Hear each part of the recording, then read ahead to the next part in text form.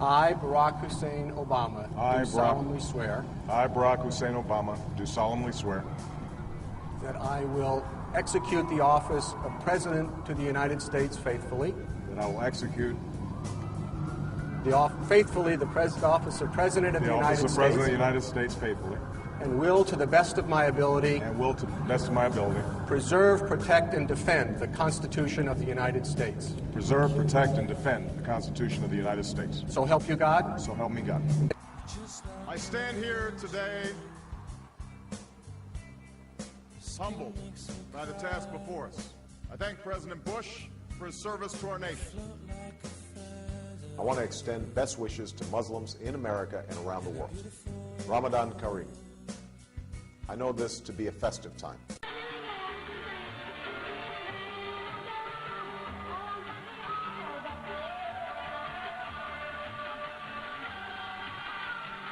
But I also know that Ramadan is a time of intense devotion and reflection. I want to reiterate my commitment to a new beginning between America and Muslims around the world. As I said in Cairo, I believe an important part of this is listening, like H1N1, which I know is of particular concern to many Muslims preparing for the Hajj. I look forward to continuing this critically important dialogue. I want to wish Muslims across America and around the world a blessed month as we welcome the beginning of Ramadan. May God's peace be upon you. I'm deeply honored to be with you on Memorial Day. A few moments ago, I laid a wreath at their tomb. Next week, I'll visit Normandy. My grandfather served in Patton's army, but I cannot know what it is like to walk into battle. I'm the father of 2 young girls. I cannot know. But I do know this. I am humbled. I know that there is nothing I will not do to keep our country safe. As long as I am president, I will only send our troops into harm's way. Michelle and I are committed to easing their burden. And I promise, I ask all Americans, I ask you to ring a bell or offer a prayer. I am here, and I am just so glad. Now, I know that for many of you, today is the first day of school. I imagine there's some seniors out there who are feeling pretty good right now.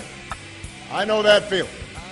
When I was young, my family lived overseas. I lived in Indonesia for a few years. I wasn't too happy about getting up that early. A lot of times I'd fall asleep right there at the kitchen table. But whenever I'd complain, my mother would just give me one of those looks and she'd say, "This is no picnic for me either, Buster. Buster. Buster." So I know that some of you are still adjusting to being back at school, but I'm here today because I have something important to discuss with you. Like H1N1, which I know is of particular concern to many Muslims preparing for the Hajj. I'm here because I want to talk with you about your education and what's expected of all of you in this new school year. My grandfather served in Patton's army. I've given a lot of speeches about education, and I've talked about responsibility a lot. Next week, I'll visit Normandy. I've talked about teachers' responsibility for inspiring students and pushing you to learn.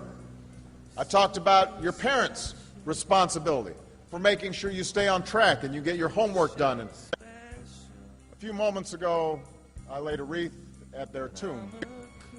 Now, I know it's not always easy to do well in school. I know a lot of you have challenges in your lives right now that can make it hard to focus on your schoolwork. I get it. I know what it's like.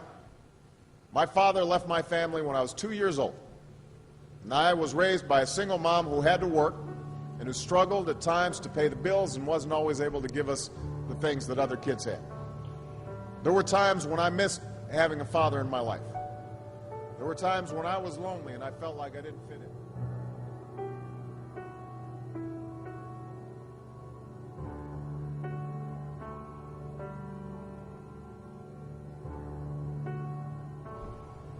So I wasn't always as focused as I should have been on school. And I did some things that I'm not proud of. And I got in more trouble than I should have. And my life could have easily taken a turn for the worse. But I was lucky.